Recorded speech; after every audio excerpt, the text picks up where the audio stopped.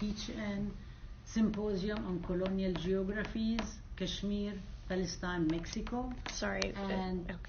are we good? All right. Okay. So people can join, people can post questions. We are streaming live from the conference room of the Historic College of Ethnic Studies at San Francisco State University. And we are going to begin our symposium on colonial geographies, border crossing, Kashmir, Palestine, Mexico. Today is 9/11/2019. And of course it is 18 years since 9/11/2001. We do want to take a moment to remember all the lives, all the human lives lost, not only in the US or 9/11/2001, but all over the world. Maybe also worth mentioning that this is not the only 9/11. When people say 9/11, it's really important to remember in 1973 there was a coup d'etat that ousted the democratically elected president of Chile, Salvador Allende, and it was a coup that was actually concocted by the Central Intelligence Agency of the United States. It's really important to keep saying that so we remember that this is not the only place where tragedies happen, and this is not the only tragedy that has happened around the world. So we will continue talking about this. We also want to remember everybody who has fallen and continues to fall every single day in the interest of violence, racial violence, colonial legacies, and basically greed. My name is Rabab Abdulhadi. I'm the Director and Senior Scholar of the Arab and Muslim Ethnicities and Diaspora Studies, and this class is called Edward Said, and it's one of the courses in the minor of AMED Studies, Arab and Muslim Ethnicities and Diasporas. We're very happy that everybody is joining us here. We are also happy to have discuss any questions about why we are on a Facebook page, an official page of the AMED Studies. There is a lot of hoopla by people who would like to see AMED dismantled and see us silent, but we will not. We will continue speaking up. The other scholars who are joining me today for this class, and at 7 p.m. we will have another class. We'll take a break at 6:45 and join the second class, which is Comparative Border Studies, Palestine and Mexico. And the scholars that are joining me first to my right, only to my right hand, okay, is Huma Dar, who is a scholar of Kashmir liberation and resistance, of film studies. Huma did her PhD at University of California, Berkeley in Women and Gender Studies, right? South Asian Studies. And we have worked together for a very long time. Huma has taught classes here at San Francisco State University that were cross-listed by Race and Resistance Studies and Women and Gender Studies, including Gender and Modernity in Arab and Muslim Communities. We have participated together in many panels at the National Women's Studies Association, at Berkeley, here in San Francisco State. We actually were together on the Islamophobia teach-in, which took place 2 days after the Trump declared the Muslim ban and the airport action. So we had, it's also, all of it is also on AMED website, Facebook, unofficial Facebook page. And the reason we do that also is because we have no resources. So the way to reach people and to be able to get everybody to hear what we have to say is to live stream. Also, we have nothing to hide. Whatever we discuss inside, we discuss outside. We are critical thinkers, and our students are critical thinkers, and we would like to be able to advance knowledge for justice that way. To my left is Leslie Quintanilla. Leslie is a newly hired professor, brand new, in the Women and Gender Studies Department at San Francisco State University. She's studying as assistant professor. Leslie is a scholar of Chicana studies, Chicanas studies and border studies, and she has finished her PhD at University of California, San Diego, where she was in ethnic studies, right? And we're very happy to have you to speak about borders, boundaries, and everything in between. And so we're very happy to have her.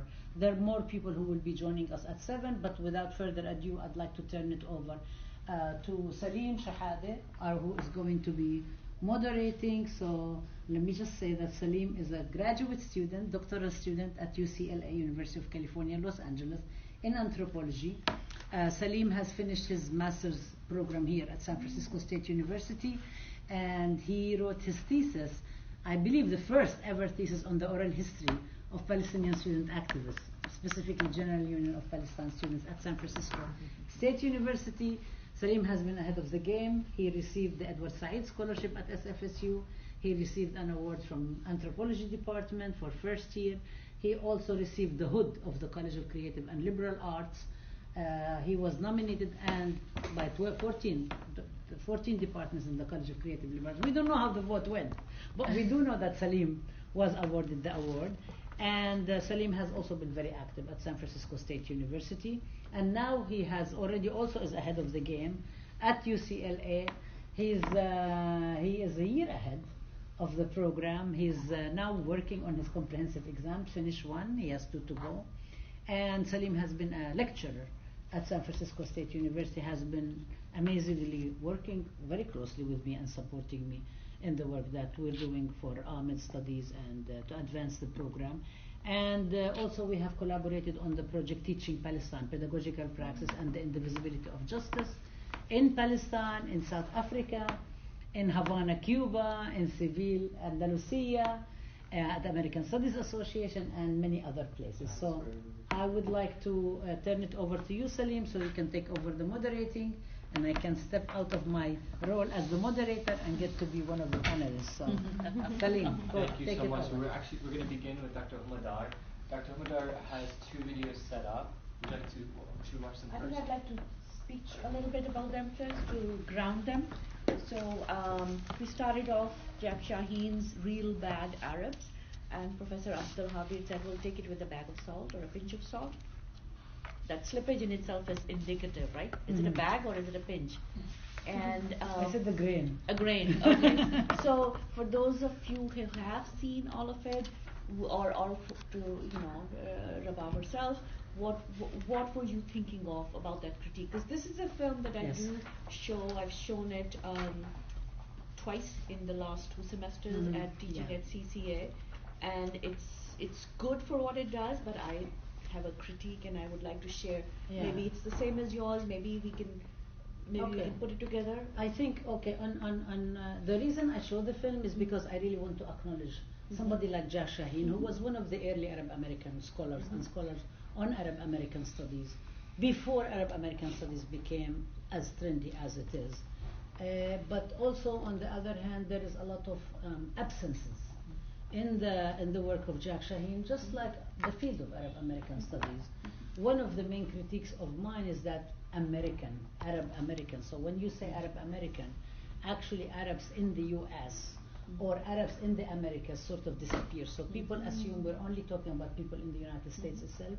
So America then stands for, US stands for America, America stands for the US, which displaces people in the Western Hemisphere. That's one thing.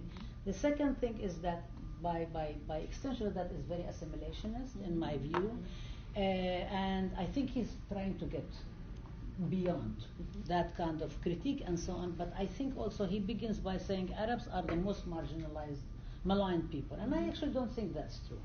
And I think after 9/11, 2001, people say that Muslims are the most maligned, Arabs are the most maligned.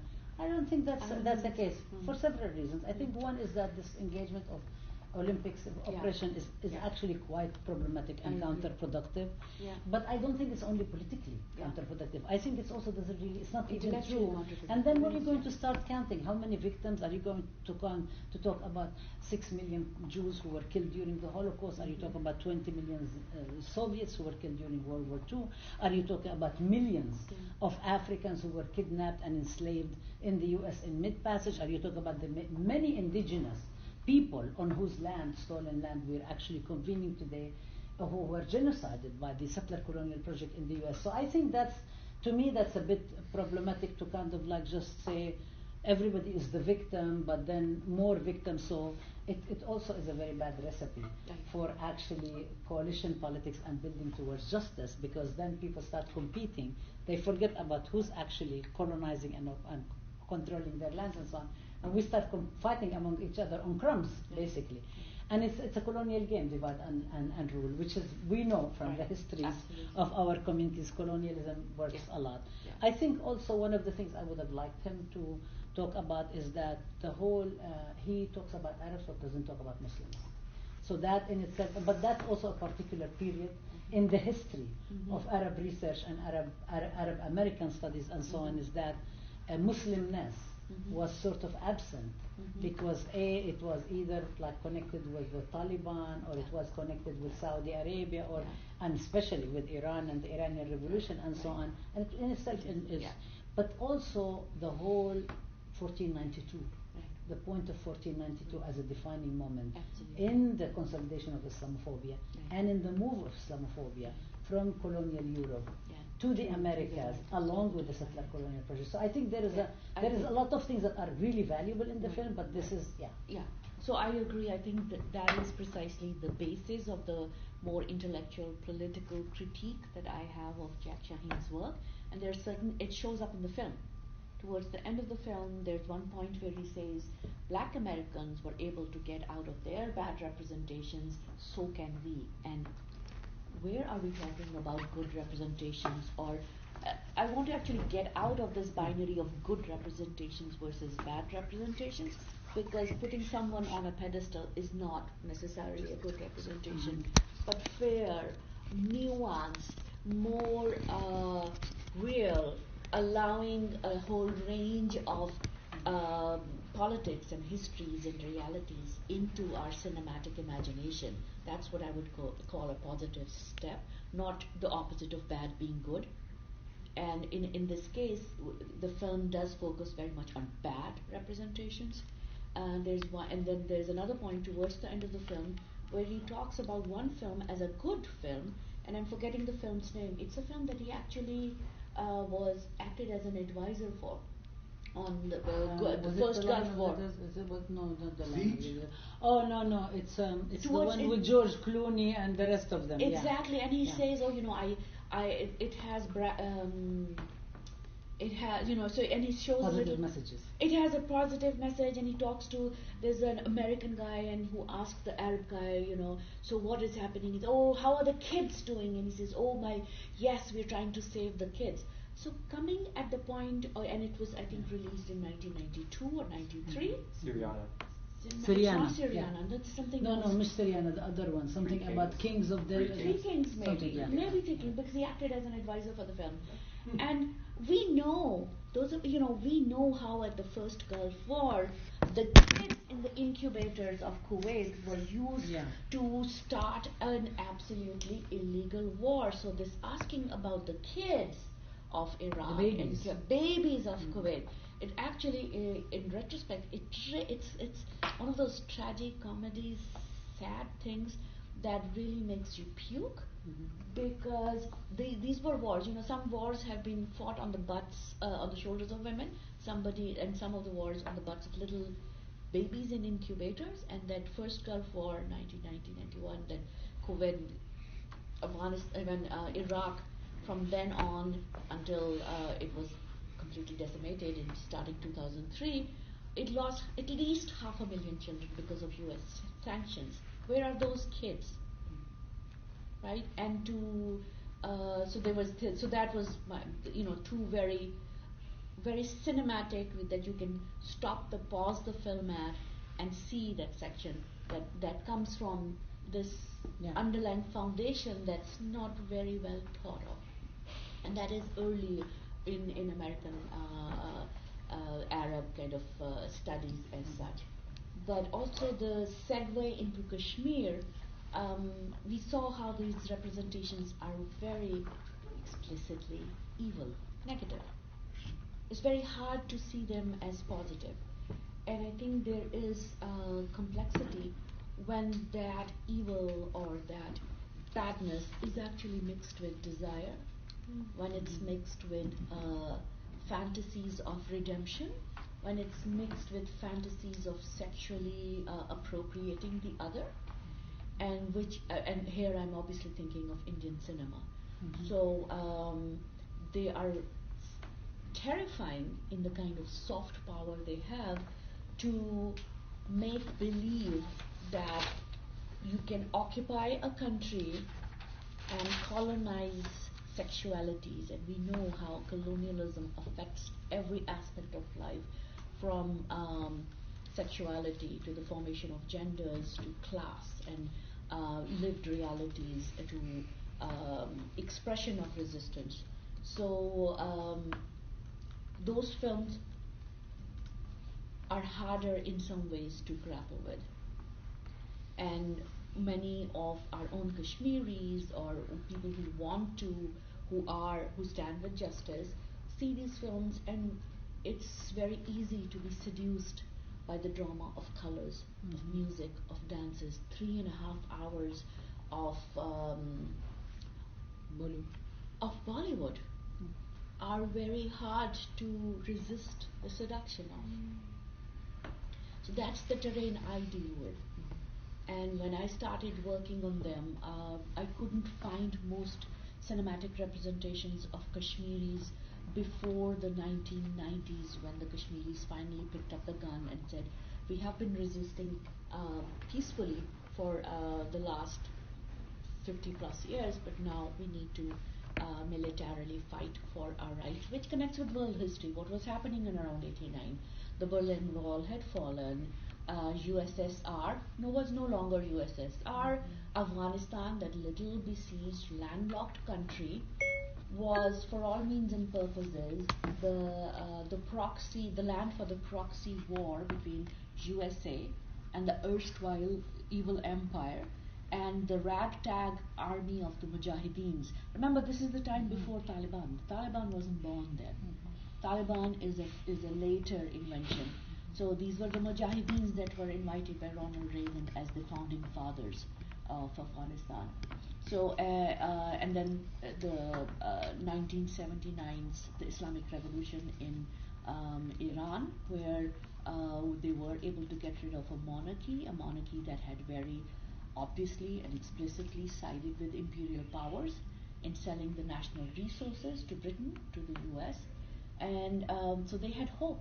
They had hoped that, okay, maybe we can do it too. Maybe we can fight our war too. And there were many other reasons. There were rigged elections where the very first time the people who wanted to fight for an independent state said, okay, well, let us fight this election then. And if we win the elections, we will be able to further our political agenda. And the elections were so rigged that they actually picked up the gun. Those who had fought the election picked up the gun. So 1989, 90 onwards, the representation, that was the first time we start seeing representations of Kashmiri Muslims in Indian cinema. And remember, Indian cinema produces about 3 times as many films as Hollywood. It's also way more, it has made its inroads into places in the world where Hollywood doesn't see the light. So in lots of parts in Africa, in Russia, in Germany and all, Bollywood is a raging favorite. Right? It's dubbed, sometimes it's dubbed into different languages, and sometimes there's subtitles, but very often it's dubbed. It makes more than 340 films a year. You know, it's the biggest industry that India actually exports. And so those films were interesting because of the romance of colonialism. And I'd like to show the clip that I'd like to show you is one that I showed in a paper that I presented when I first met Dr. Abdulhadi in the year 2010. Yeah. So this was July or August 2010. And we were given Coloniality of Power with Judith Butler and Fanon's daughter. It was actually in April or May at UC April Berkeley. or May. April or May 2010 at UC Yeah. Berkeley with the daughter of Frank Fanon. Yeah, Mireille. Mireille is sitting with us, and not this one. You want to do the song I first? forgot the song first. Yeah. Yes. Ready? Yes. So in fact, so this is if you the geography of South Asia. Kashmir is at the northwest top, and India is shaped like a peninsula, like a triangle downside, and it's a couple from the south of India, from Tamil Nadu, where they speak another language, and the filmmaker is also from that part. So this was not strictly Bollywood, but this was a crossover success because the filmmaker had actually made the film in another language. Mani Ratnam, right? Mani Ratnam, exactly. Oh, I'm glad there is someone I can relax a bit further. Yes, exactly. So, no, this is of Kashmir, so all of South Asia. So here's all of South Asia, right?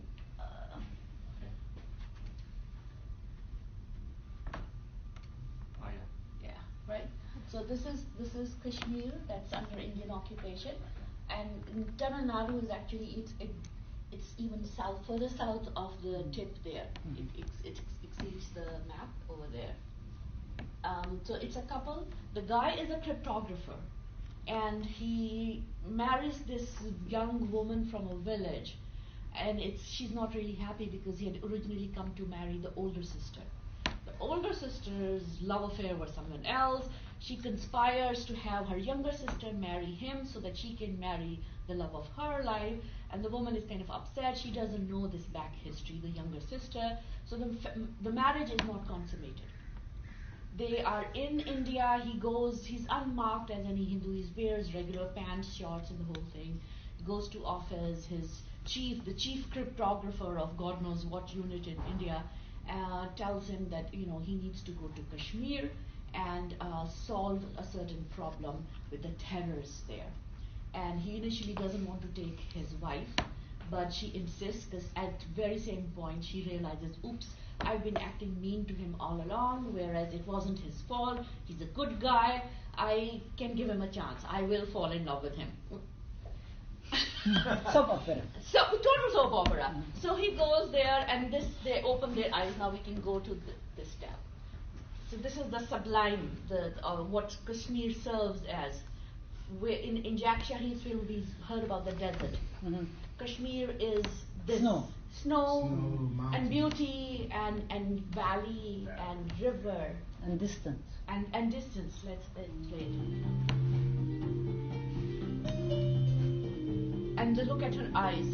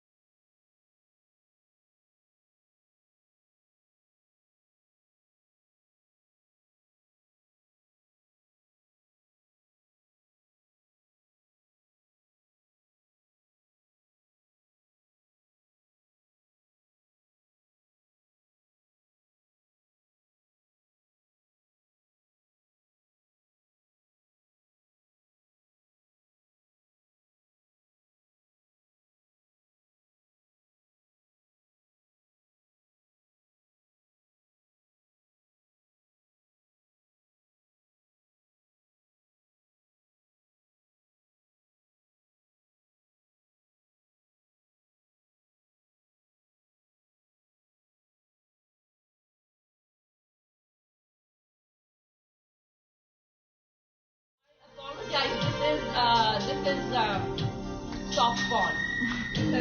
But these are my women.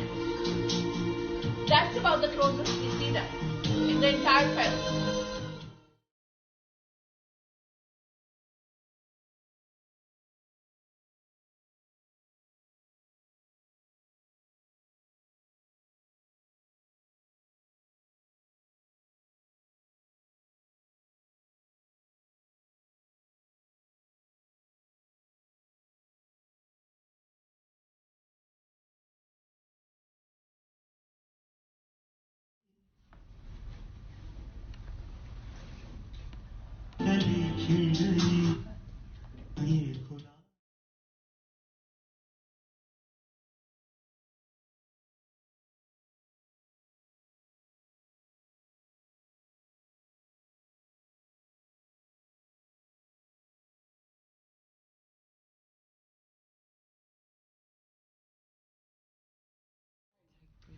they couldn't film at Kashmir because there was a resistance movement, and even our boatmen had enough sense to not allow the filming of this crap being shot there.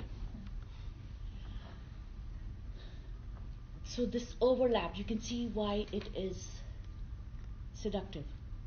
The music, in many Bollywood films, the biggest charm is music. People have heard the music on radio stations, on TV, on cassettes, on DVD, on at that point, CDs, way before they actually see the film. All of these songs were chart breakers. Mani Ratnam, and the music was done by a Muslim, Indian Muslim from Tamil Nadu, A.R. Rahman, who is a big phenomenon. He won 2 Oscars some years ago for Slumdog Millionaire. That was the year. The land, which had erstwhile, so I have other research that shows how the land just didn't have Kashmiri Muslims. It was either empty, this scene of vales and uninhabited wildness, the land without people, which is a phrase that has been Zionist applied to Palestine. It was cinematically constructed for us. Kashmir was constructed cinematically, frame by frame, song by song, film by film, as a land without people. If the people were shown, they were always the Pandits, who are Kashmiri Brahmins, the highest caste, less than 3% of the population of the valley. They are less than 1.5% of the population under Indian control. However, they owned more than 90% of the wealth. They owned more than 92% of the land, orchards, and agricultural land and properties, and they were in bureaucratic position. They also had more than 80% representation in academia, in bureaucracy, from 1846 to 1947, 1947 being the year that the British left, and South Asia had this weird partitioning, India, East Pakistan, West Pakistan. Same year as Palestine. Exactly. Yeah. And so the last census that the British did was in 1931. Can people guess why a census didn't take place in 1941? Because the British did census every 10 years. World War II. Numbers were not convenient. And World War II. They were too busy fighting with our people. And so the census couldn't be held. In the 1931 census, the literacy level of Kashmiri Muslims was less than 1%. After this, I have to pause. I always have to pause, because I want us to get the gravity of the situation. What does it tell us about the socio-economic situation of 97% population of the Kashmir Valley? More than 60% of all of Jammu and Kashmir, but in the valley itself, which is the hub of desire, they were 97%. These are my ancestors. So we were indentured labor.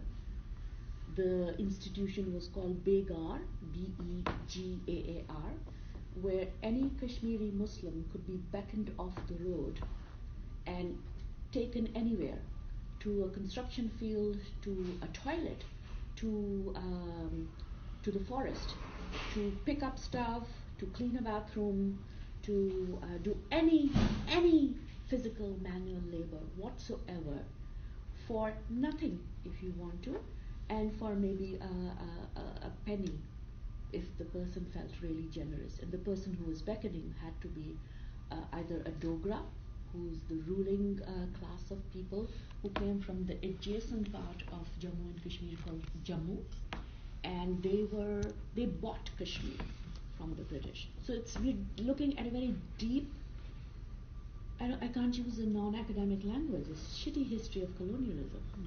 It's a deep, terrifying, disgusting history of colonialism that predates 1947, when we were sold, and the Dogra family, Rambir Singh, he really didn't have the money to buy us. How did he signed the agreement? Exactly, it's so-called the Agreement of Amritsar. So they signed it in March 1846 for 7.5 million rupees, and he did not have all of that money. That money was obtained from our labor by raising the taxes on us to 80%, which in some way I think this is a connection we have with say the Africans who were brought to the Turtle Islands, and their labor was used to make more money, which was then used to buy more Africans and enslave more Africans. You know how your own labor is used to enslave your own people? That is a link. It is a colonial stamp of power.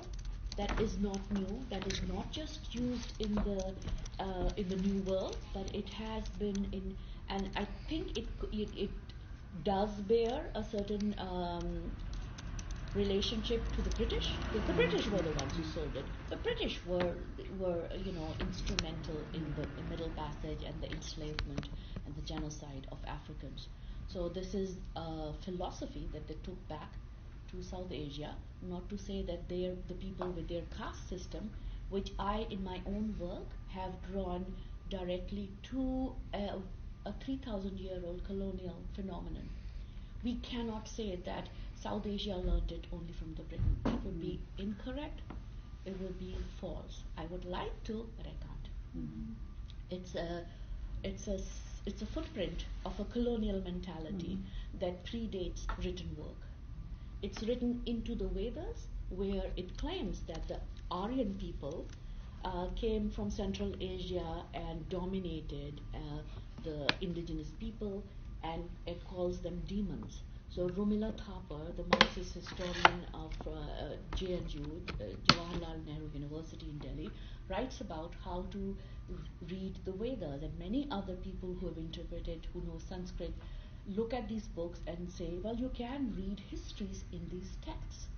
And it never posits themselves, the Aryans are never posited as indigenous peoples in those books. They are the conquerors who come, and they came without women. And this is borne out by DNA analysis done by geneticists.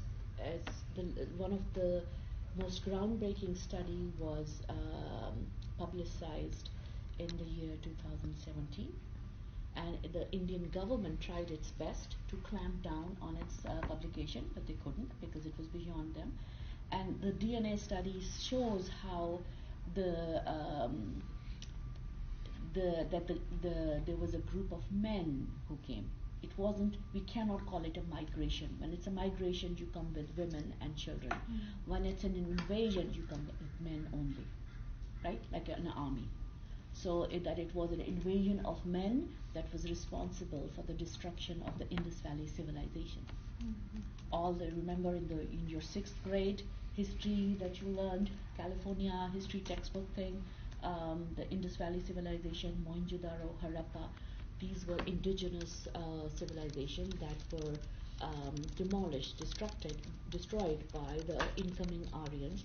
So the Y chromosomes of the caste, the way people are in the caste system, the 3 clean castes, and all of the rest of us are considered polluted, unclean, untouchables.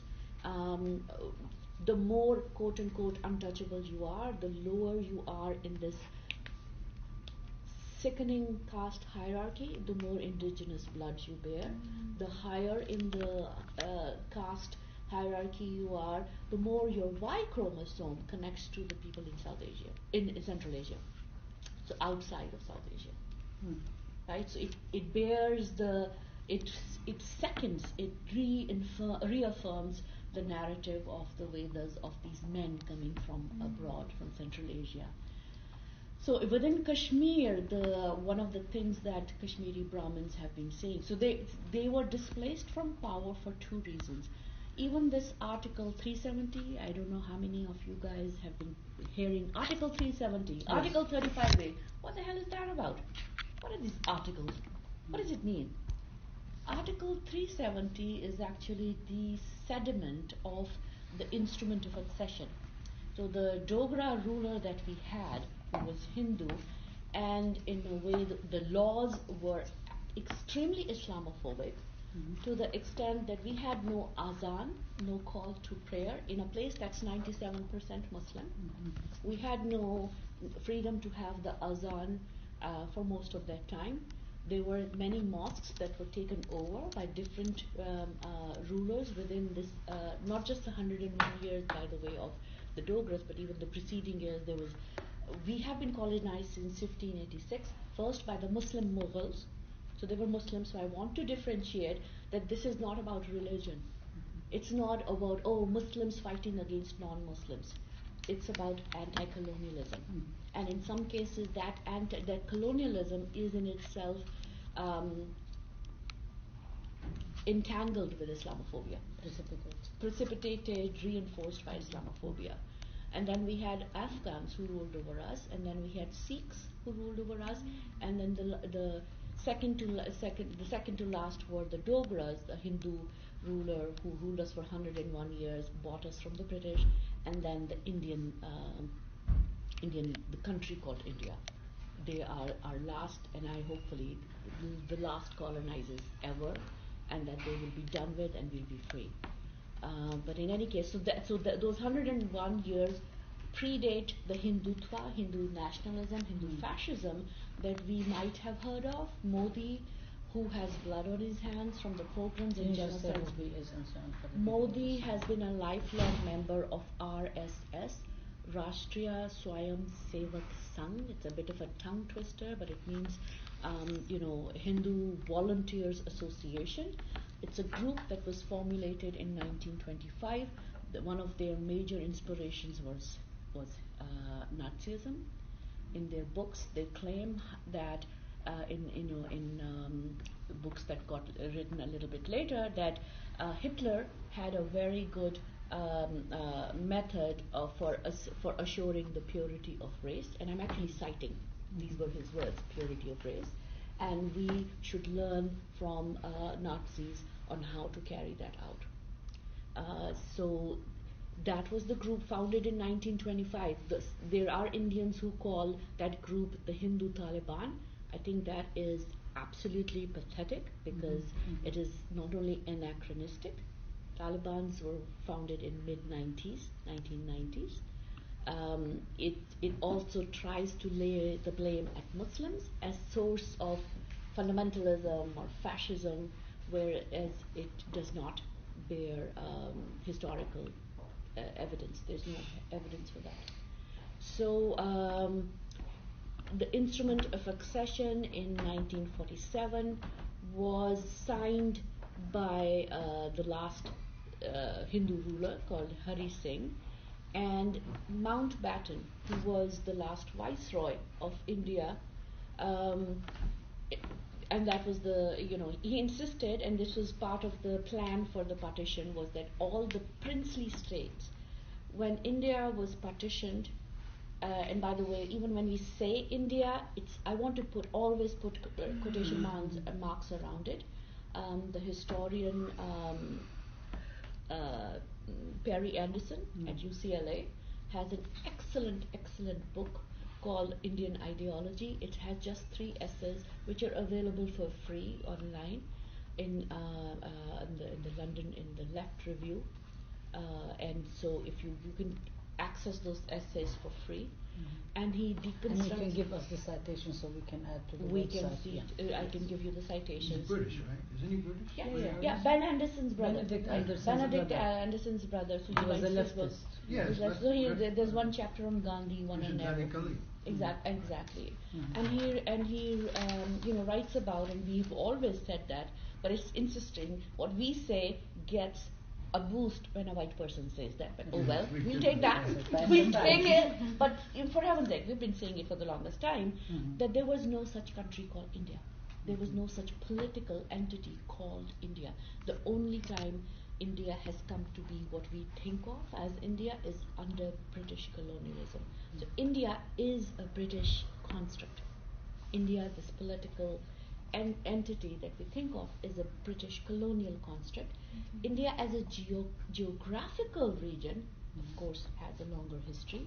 The word comes from the river Indus, which the Greeks heard as Ind, So we have the French word land, in.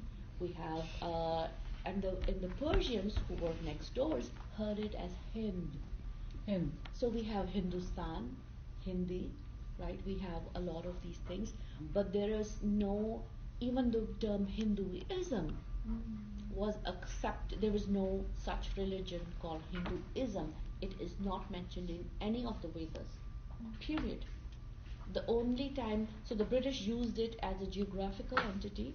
Even the South Asian Muslims would use it as, oh, we are the Hindi Muslims, as a geographical entity. And only in the late 19th Is it because century. of the language, Hindi? As a geographical entity, literally. But of course that label did get placed on the language as well, which in itself is a construct. What was I going to say? Sorry. No, it's okay. So India is in the late 19th century, the upper caste Brahminical people took on that colonial term as a term because they wanted to appropriate those people who they never even allowed to entrance into their temples. All the people who were called Shudras or slaves, which is my caste, my father's caste, or the erstwhile untouchables or achoots, who we now call ourselves Dalits, the broken people, right? And we are the majority of South Asia. In India, there are less than 15% people who belong to the three highest castes. And when you think of, most of us think of Indian culture, we're actually thinking of the culture of those top 15%. We are not talking about the culture of the 85% of So it's the hegemonic culture. It is an absolutely hegemonic and dominant. I think post 1947, through the institution of electoral democracy, it's forced to be hegemonic, go through soft power, and in case of Kashmir, it's hard power, it's domination. But before that, it had the teeth of domination. It didn't have to hide behind hegemony. It could be outrageously, explicitly naked power, brutal, naked power. 5 minutes? Oh, okay. Oh. No, 5 minutes, so yes, and then we can come. No, it's all right. It's okay. No, it's fine. We have time. Okay. It's all right. No, please continue. Yeah. So where was I? So we have. So that instrument of accession. So when the partition happened, there were more than 525 princely states. The largest was Kashmir. It was not the richest though. The richest was Hyderabad, which is more in the south of India, and the British government had agreed to the states choosing either India or Pakistan based on the majority of their people's religion, because the partition was happening because the Indian Muslims, South Asian Muslims, wanted not to be under the ongoing hegemonic control of the three top Brahminical castes. Kashmir, with its overwhelming Muslim majority, had a Hindu ruler. So in cases like these, the British government had advised, which is like an order, but it's still advised, that the decision be made in consultation with the will of the people. So they would either have a plebiscite or a referendum, and with the signature of the ruler. And there were these three states. One was Hyderabad, one was Kashmir, and the other one was Junagadh, which is adjacent to Sindh in Pakistan, and it's now a part of the state called Gujarat, where Modi is from. Hyderabad never had that plebiscite. India invaded it in 1948, and within a week there were 40,000 Muslim men and boys who were killed, and the report on that is called the Sunderlal Report, Sunderlal. That was kept under lock and key until the last 5 or 6 years. So it only has seen the light of day in this last decade, because Nehru, who we think of as the socialist, Fabian socialist, of Bandung conference. Exactly. The head of the non-alignment movement, and maybe a good guy, kept that report under lock and key because it showed how the Indian army didn't just kill people directly, but they compelled the people, the Hindus and non-Muslims in Hyderabad to kill their Muslim neighbors. What year was that? The report was 1948 was when this happened. So in 1950s the report came out. There were two people, a Hindu judge, Supreme Court judge, and a Muslim person who was in the foreign services. Both of them were kind of, sent into a corner. They were punished for having this, excellent report out, and this genocide was covered over and put under lock and key. Junagadh, the state had a majority of Hindus and a Muslim ruler, and that place's prime minister was actually Benazir Bhutto's grandfather. There's long chains of political power that run through our countries. And there they did have plebiscites, and the people wanted to be with India because they were majority Hindus, and they got to do that.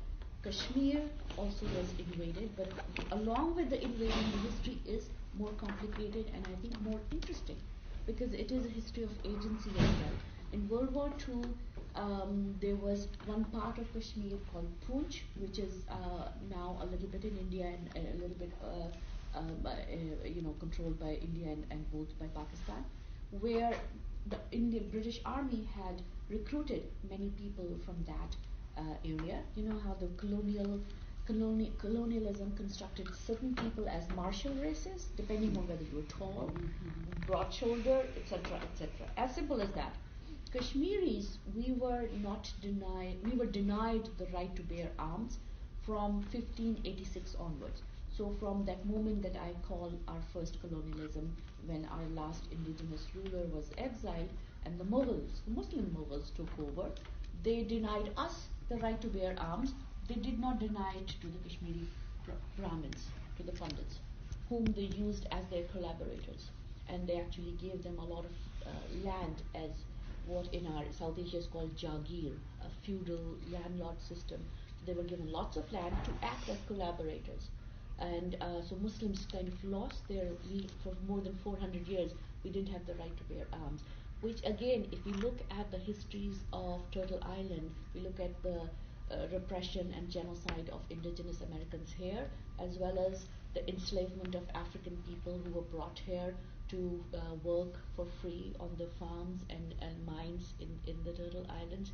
That is another signature of slavery, the refusal to give you weapons to defend yourself, your families, to enslave a people at large. So Kashmir had this, the Poonchis, they were from that place, it was within Kashmir, Jammu and Kashmir, it's called Poonch.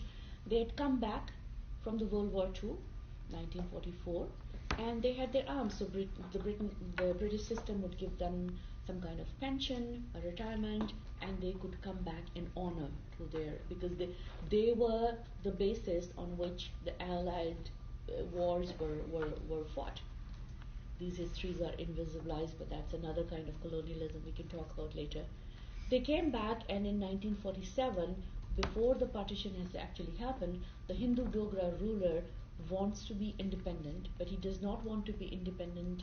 Does not want to have an independent Jammu and Kashmir as a democracy. He wants to continue it as a Hindutva, as a Hindu fascist state, where the Muslims would be continued to be oppressed under legalized slavery, under legalized criminal laws. Even the criminal laws were different. So if a Muslim stole something, the punishment would be higher. If a Muslim was killed, the reparations to the Muslim family were half the reparations to a Sikh family if a Sikh person was killed. Our life was worth half that of a Sikh person, and 1/10 or something of a Hindu person. So this graded dehumanization was legalized. It's not just that we're talking about representation, that somebody is dehumanized in representation. Our dehumanization and in a very graded grid kind of a form was legalized. Was very much material. It is precisely what Modi today wants to go to, but he can't necessarily explicitly.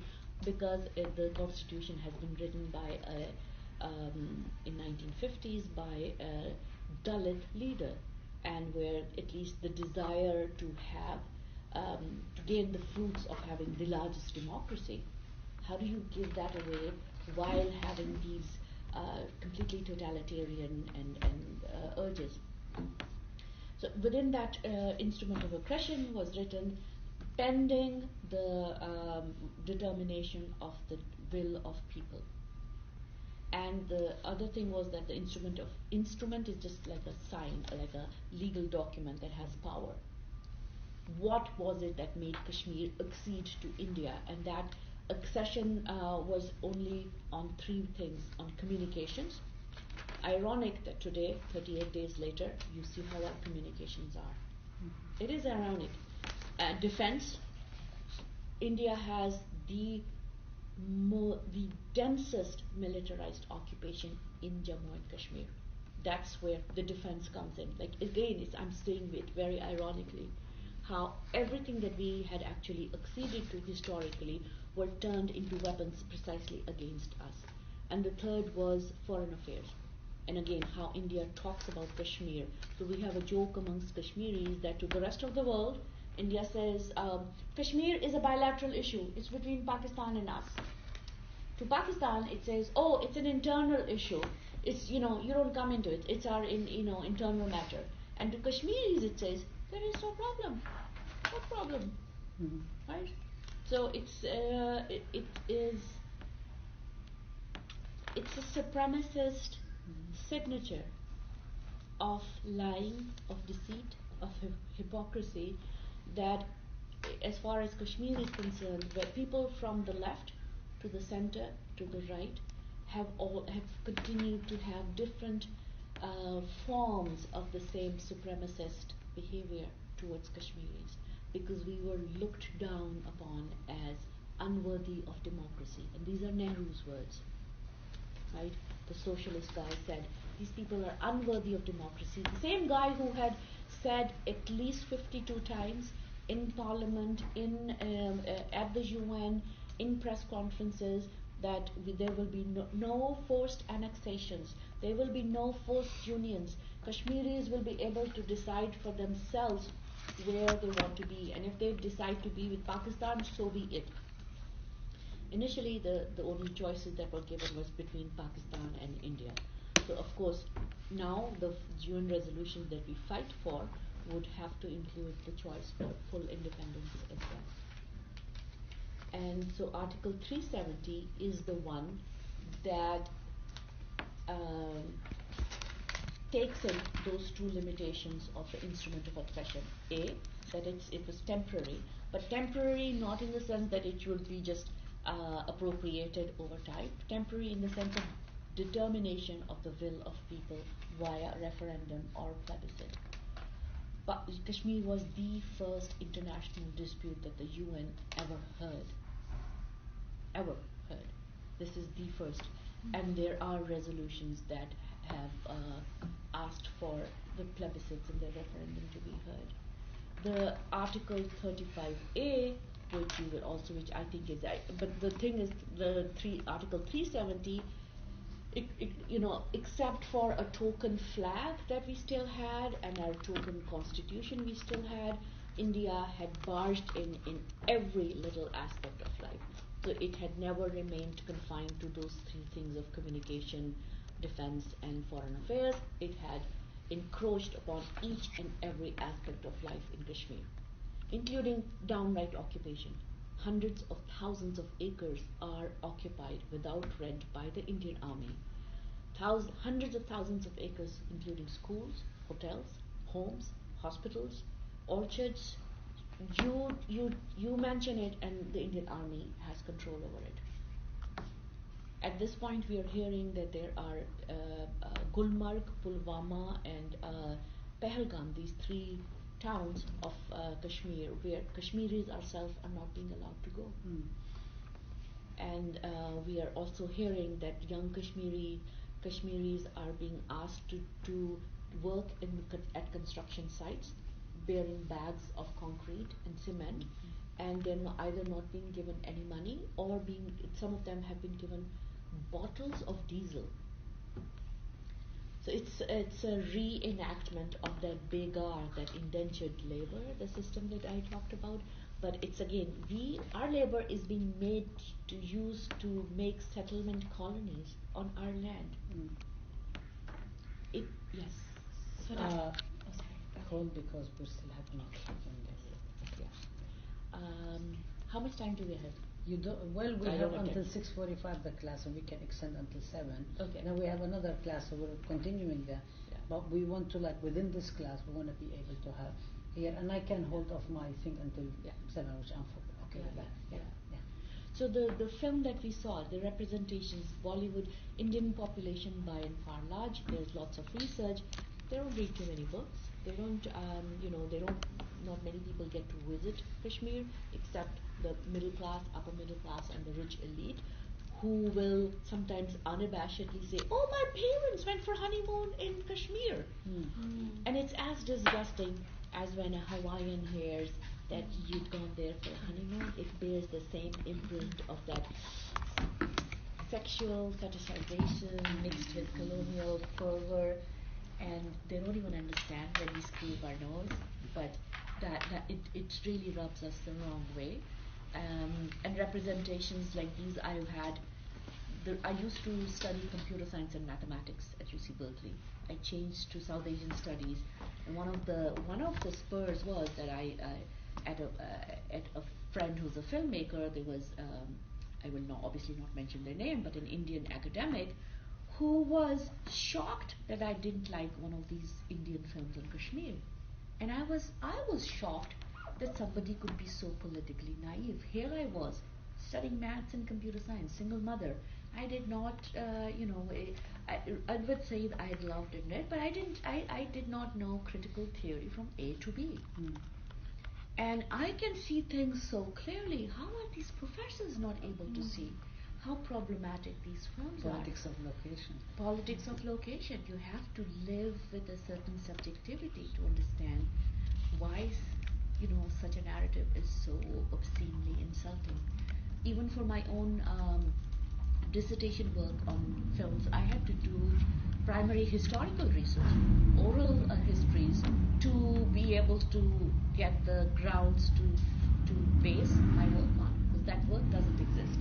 This is a huge, huge insulting lacuna in Indian Marxist historiography, that they have not, including the subalternist schools of historiographers, that they have not dealt with Kashmir with the sincerity, with the ethics that the topic deserved, with the ethics.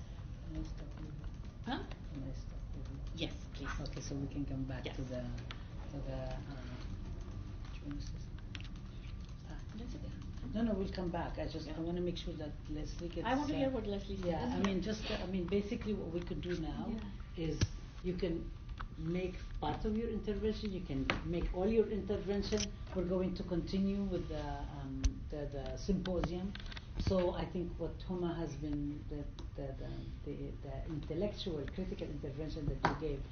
It's very difficult because there's so much history and there is so much current reality and so many things to sift through and to talk about. I am very much interested actually not only in what's going on and how it is very similar to Palestine, and I don't want to conflate the two conflicts because each one is very different, but also what is how the assessment that you ended up with. So I think we'll come back to that. About the scholars, the scholarship, the Indian scholars, the Indian intellectual and so on. How does that relate and where do they fit historically, but also contemporarily now with the closure of Kashmir, with the blinding of people and so on. So if we can, maybe hold that and come back, that's okay? Yeah. Can I ask a clarifying question? Are you all leaving after this class ends and then the new class comes? Some people will leave, some people will stay, and another people will come in. So it doesn't matter because we're actually online. Okay. So the students, there is an option for the students who cannot attend in person or make it today. That's okay because they can watch it online and it stays on our website. So So there was a question though. Can we just put it on the table and then so we don't forget? do you want to ask Well, sure. Put the question? Yeah. So I was gonna ask you. So I had like a couple. So the Kashmiris resisted at first with nonviolent action, like strikes and sit-ins, or kind of like, was it kind of mimicking Gandhi's, like, no, different? I would like to know the dynamics between. Put it on the table. So that's one of the to put on there.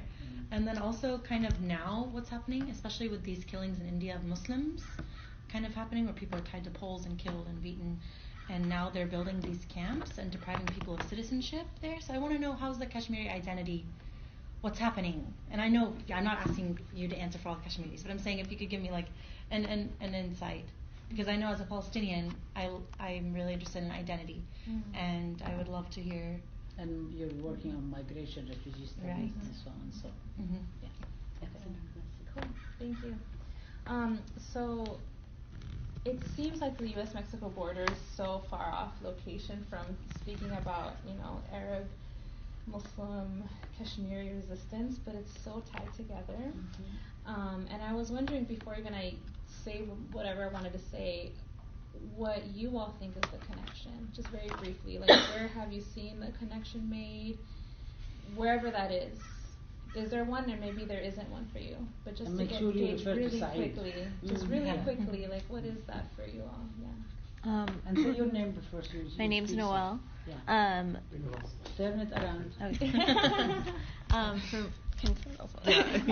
For me, it is the idea of having to leave home, I think, and that happens to a lot of different, Central Americans, Mexicans, and other things for different reasons. And so I think, and then at least for Palestine, and then maybe sometimes in Kashmir too, it's you having to leave, whether it's military occupation, whether it's, imperialism, colonialism. There's always something that pushes you away from your indigenous land. So I feel like that's a bridge for me. Yeah, absolutely. Someone else. I was gonna say, I was thinking about. Oh, sorry, Amanda. My name's Amanda. Hi. I was thinking that seems like the most common thing is that indigenous people kind of just get screwed over. Seems to be the common thing amongst all of it. It's like people who are indigenous to an area get their entire lives destroyed and abolished, their culture, who they are, diluted by colonialism, and that seems to be the thing that connects all three. Absolutely. Do you want to say something? I don't know. Could say something. So I think the commonalities too. My name is Marika Shashir. So I think, referencing Saeed specifically, we've all been otherized. Our histories, our scholarship has all been very condensed and reduced down to something that's easily studied and has been static, non-changing, and these images.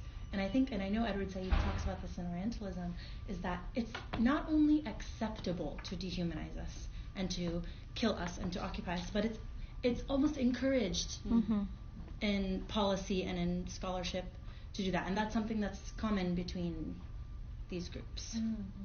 Thank you. Anybody else, real quick? Can I? Yeah. Of course you can. Gloria Angeldua. That first bit of poetry that she starts off, La Frontera, in the borderland, the border, the fence that goes on her body. I often started my talks with that, because that's what happened to us. It was a border. We have been, divided.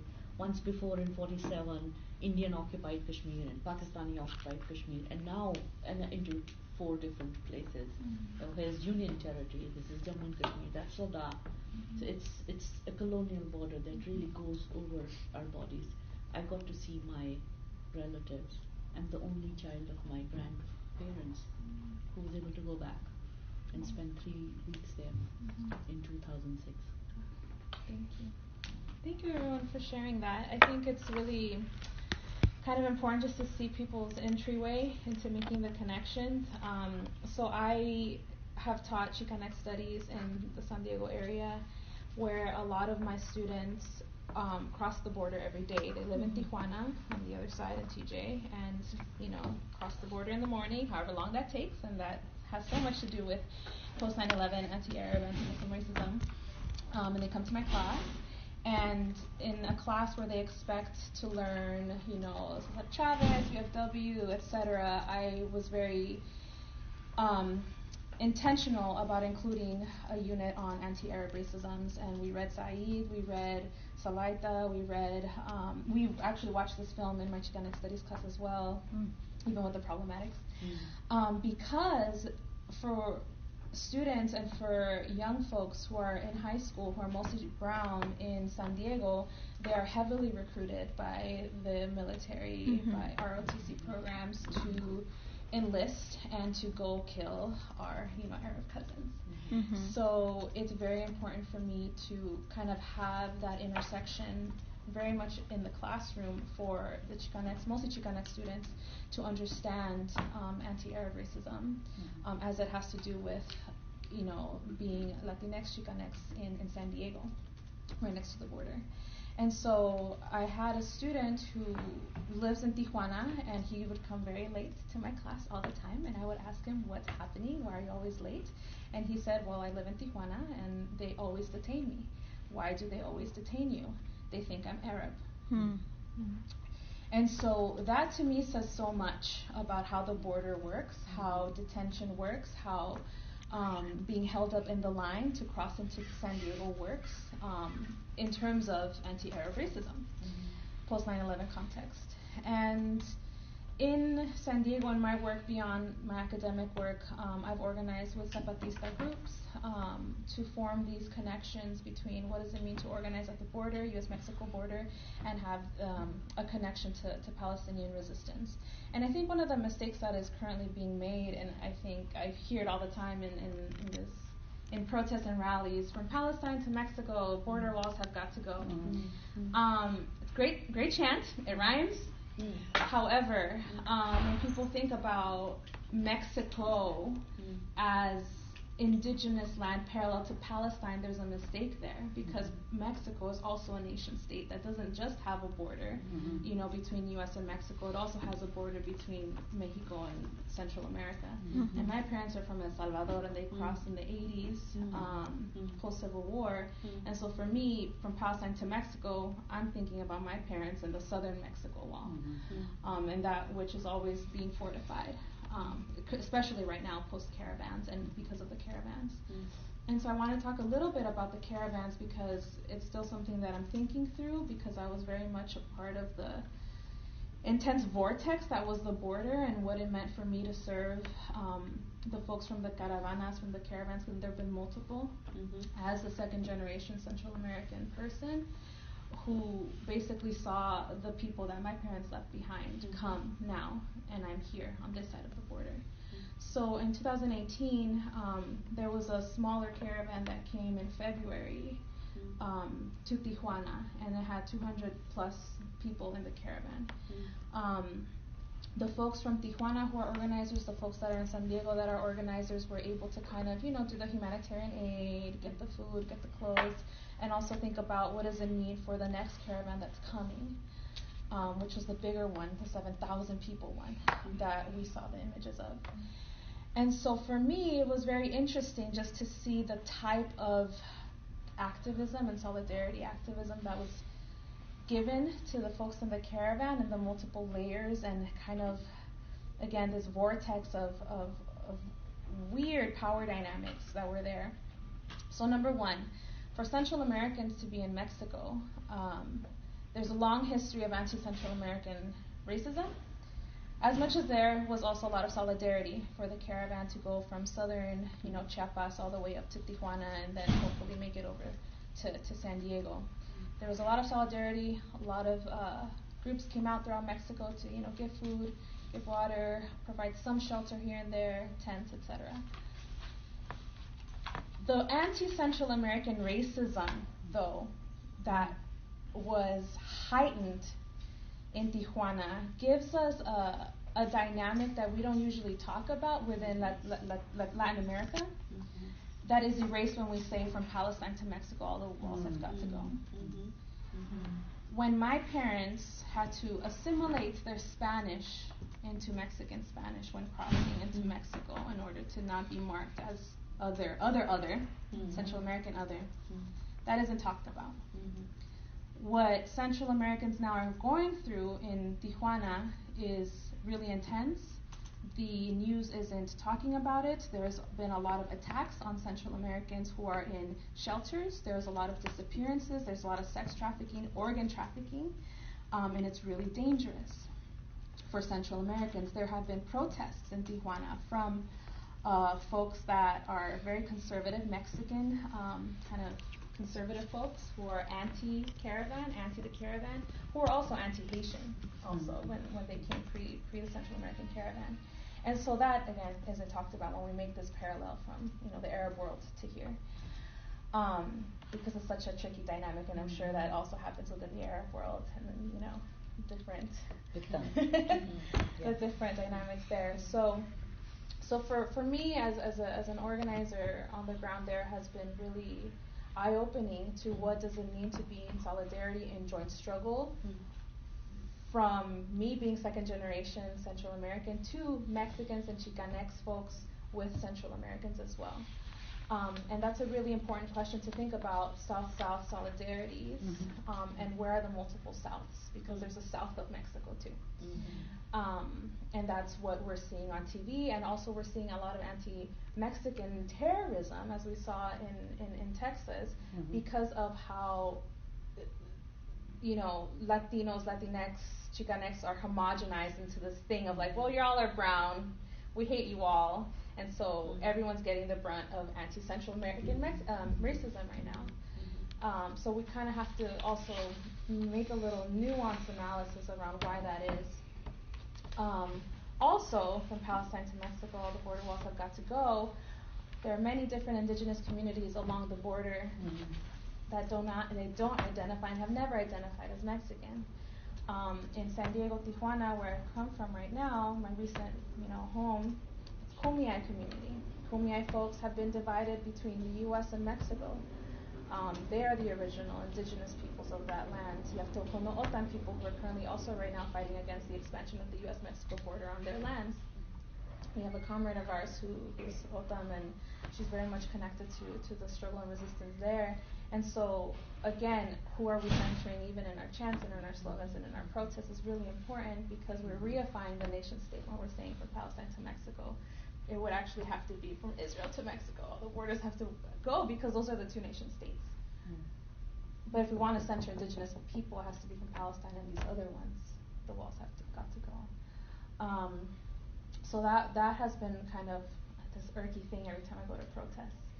And also this idea that there's just this one linear wall is problematic, and we understand, how the border wall isn't just this linear thing, especially in the context of Palestine, how it cuts through and circles, and again this other vortex, and what that means for people on the ground is very important. So for the U.S.-Mexico border, there's 4. In some areas there's 1, in some areas there's 2, in some areas there's 3, and sometimes there's this one particular area where there's 4. And in the image that was circulated of the Honduran woman who was running away with her 2 girls with the tear gas, if you know that image, I was directly on the other side, on the U.S. side, when that was happening, because we had a solidarity protest at the same time. And so we were there, we got the whiff of the tear gas because there was a helicopter right above the walls who was lowering in order for the tear gas to spread and to, disperse all the people from both our side and from the Tijuana side. And so in that location where the folks were from the caravan on the Tijuana side, there was 4 walls. They were in between 4. So that vortex there is very much an architectural kind of limbo where, in theory, in international law, it's illegal for the U.S. to have gone and to shoot tear gas and to have its helicopters on the other side. But this limbo of the 4 walls made it so that somehow no one's questioning the fact that these helicopters, no man's land, exactly. Yeah. But my people were right there. Yeah. They were tear gassed. All of my people's land, right? So yeah, it's very crucial for us to kind of look at the architecture. So I wanted to put some pictures up of the walls in order for us to kind of get a little essence of the complexity. Let me see.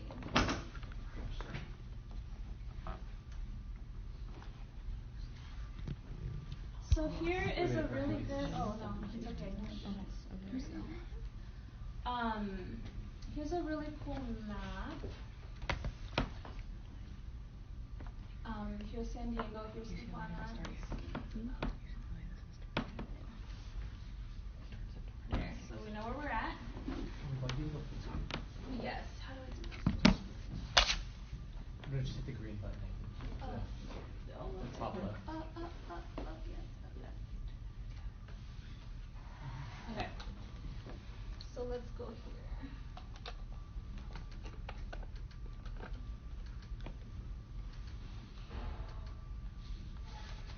So all of this is Huma Island, and it's important to say that.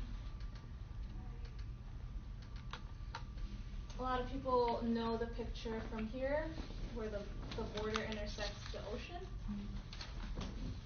What we don't see is the multiple walls. So this line is one, this line is another, and this line is another. This one goes through mountains.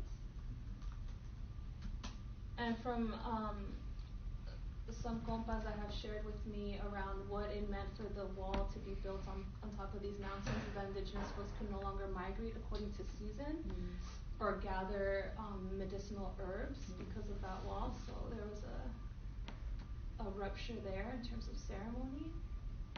But I wanted to go here.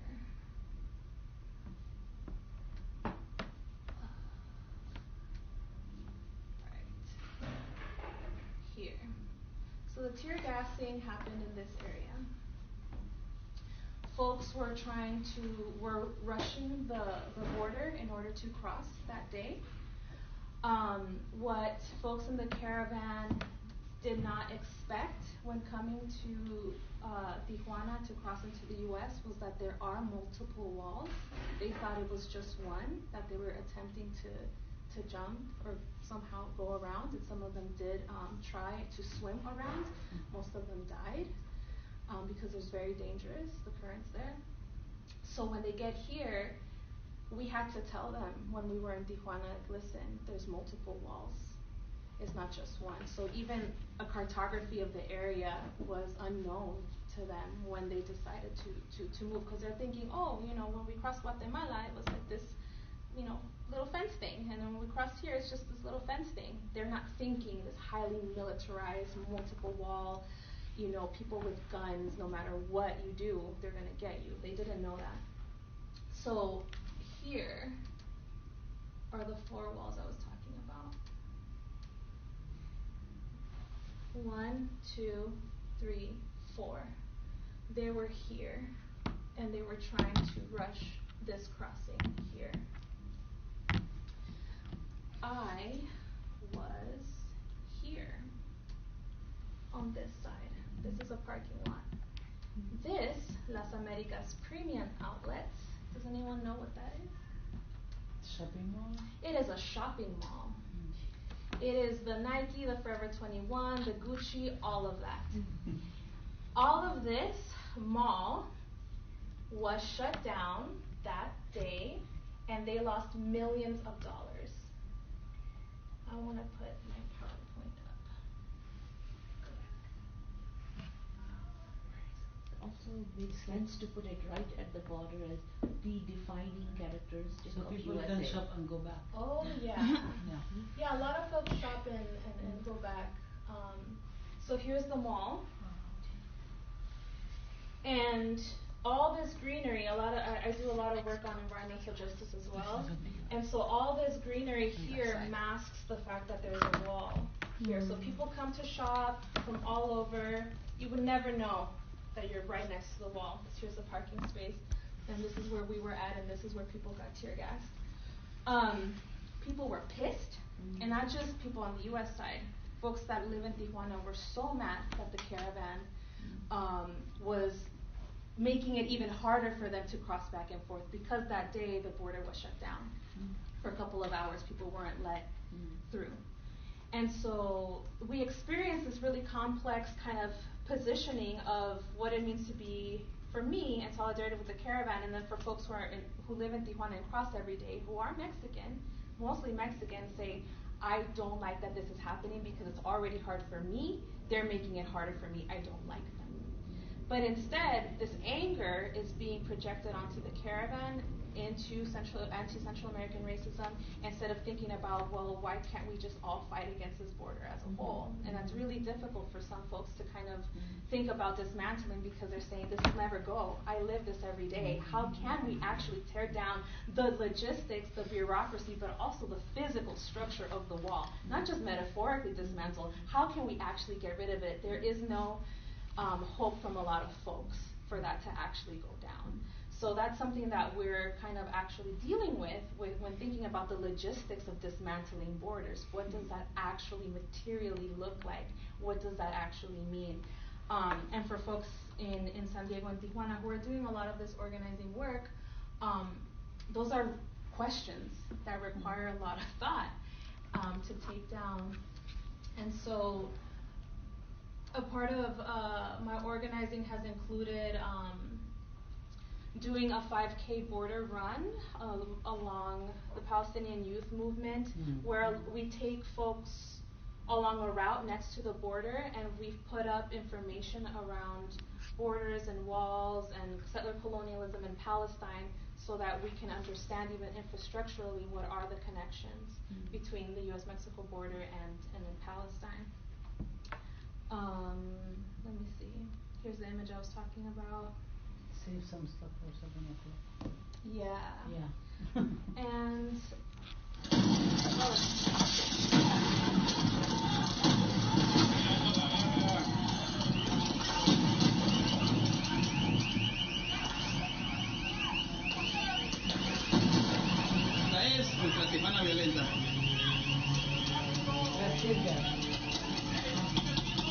that was that day when the border got shut down.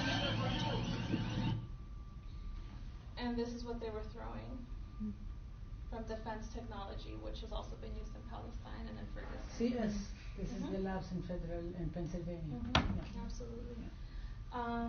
There's so much more, but I'll stop there in case for questions. Yeah, I think I think because Huma is going to leave at some point, so I think if you can stop, and then I think we can come back and okay. So.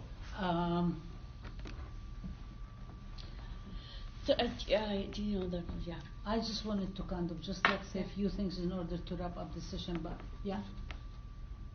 We close in 5 minutes. I'm not going to speak. Okay, you know what? I'll save it. I'll do them. I'll do them in that, because I have a lot of issues that connect Kashmir, Mexico, Palestine, and so on, and the whole question of what does border studies. I mean, when we say border studies, which borders we're talking about? How do we think about? Are we thinking of are we accepting the borders that the colonial powers have set up, and what are the complexities historically? What do they mean, and so on? But I will save that till. And I know Maraka asked you a question about the whole question of non-violence and Gandhi and so on. I'm going to refrain. I'm going to resist addressing that, because I'm going to dump it on Huma. May I ask, because we do have 5 minutes before class is over, can one round of questions, we'll just be able to close it. So if you have anything that you wanted to add, and then we will come back at 7, and then we can yes, questions, comments, reactions to, or if you want to save, you can say it now, you can save it later, it's up to you. I mean, I just have one comment, and I'm really sorry that, so I'm from Kashmir, and I have not read anything about Mexico, so whatever is happening at the border. So that's why when you asked me to come That's why you need to come here, exactly. I was like, I mean, I don't know enough, I mean, to just say they draw a parallel between Kashmir and what's happening. I mean, of course I can draw a parallel between Palestine and Kashmir, but then I had no clue, all this is happening. So it's something really new, and I mean, I'm definitely going to look into it and read about it. Thank you. If there's no more, Dr. Huma. I just want to say the reason, just to say why is it that we're doing this, okay? Well, generally, I always like to invite Huma to come and speak and to make sure that we're actually expanding the context. So people who are thinking about Palestine or about Arab and Muslim ethnicities and diasporas, I'm not only thinking Arab American or area studies Arab word or kind of like this very narrow ways of thinking about to actually expand. So, and the other thing is that, and we have the course in the evening, comparative border studies, and one after the other, it makes a lot of sense. But also, is to think about what's happening in Kashmir today. I mean, this is something, things are going on today in Kashmir, and things are going today about the whole question of the detention camps and so on. Everywhere you think about that. So I think if we take one aspect, one thematic thing, and say, okay, so what is, one aspect is what's the media coverage, what's the imagery, right? This is something like actually Huma expanded upon, and Jack Shaheen and Edward Said talks about a lot in covering Islam, right? I mean, this is kind of like most of his thesis in this particular context. If you think about what's going on about borders and partitions, like actually 2 years ago we were going to do a big conference on comparative partitions on the anniversary of the partition 1947 of Palestine. But then also the whole question, then how does it relate to the US, which raises the whole question about borders. And when people from the US hear all the borders got to go, but and then which borders they're talking about, also in Palestine too, which borders they're talking about Jammu Kashmir, which borders they're talking about, what did Salman Rushdie mean when he croaked the midnight children. I mean, there is a whole bunch of questions that you can take one, and things do not have to exactly line up, and actually that's the beauty of comparative studies, that actually brings up the contradictions more than it says everything conflatable context and everything on top of each other. So I don't want to continue that because I will save it, but I would like, Huma to, take it upon, and then we'll continue. We'll take a break and then come back and continue the conversation. Yeah. I think I'll quickly take off, piggyback off where Leslie ended, that the inability to think of what the world would look like, or what that part of the world would look like without the war. And I thought, oh, this is so similar to what many Kashmiris have felt, and many even progressive Indians have felt. They can't imagine a world where Kashmir is not colonized by India, and which of course actually means the opposite of wall or lack thereof. We need a wall, or not a physical wall, but we need a protection from the Indian rapacious energies, whether it's... We need to protect the sovereignty of the community. We need to protect the sovereignty of our land.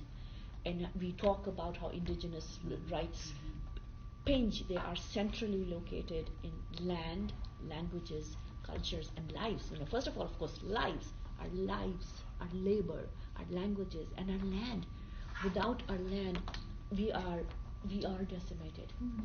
That is that is the signature of genocide.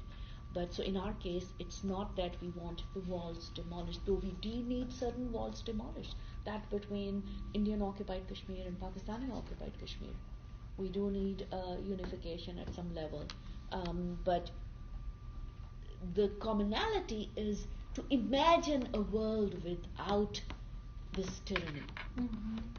And it's how capitalism, Zizek has written about it, so many people, that we are, one of the tyrannies of these systems of oppression is that we are made disabled, we are made unable to imagine what the world would be like without those disabling oppressive structures.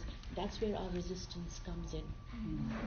And this is very interesting. I just want to say, it's very interesting because when I was doing interviews with Palestinian children in refugee camp in Shatila, this kid kept telling me, like, look, we go to the Saida, inside the refugee camp, Ain al-Hilwa, has this Lebanese army. I mean, barracks and guns and so on. And this kid says, look how beautiful Ain al-Hilwa is. I said, what's so beautiful about it? You can't even come and go. I said, yeah, but look at Shatila. Anybody can come and go. All these people living there. I said, what's wrong? This is so racist. Why you wouldn't want other people from other refugees in? And he said, we don't even control our space. And it also shows that when people are standing in different parts, different things mean different things to people. Exactly. When you don't have a right to ask for warrants of arrest, when anyone can barge into your home, take your mother away, take your brother away, rape your sister or your daughter or your father for that matter, the wall becomes another structure of protection of sovereignty of earth and heart, right? So I think, but the commonality really is to imagine a world without injustice, where you're phrasing this this integrity of justice. You cannot break it apart. We cannot assume that we can be fair here and just here, and this part will still remain in bondage. So there is this kind of like of indivisibility thing. But also we're talking about the particularity. About the particularities, that the same tear gas things are thrown on our children in Kashmir. The drones have been coming into people's homes. Israeli weapons are thrown in. The drones are flying in Srinagar, in Islamabad, in Pulwama, in people's homes, and when people start to protest, despite these curfews, there'll be drones that follow them. So the kids and the young people don't look up because they're scared, and truly so, that they will be photographed, that the videos are being taped, and then they come, the police, not the police at this point, police has been disarmed because police was local. The Indian Army will come after them to grab them. Break. We will be back at 7. Take a break. And to answer your question, we'll come back at 7. Yes, okay. Because people they need to take a bathroom break, people too, and we need to stand up. Should we click finish?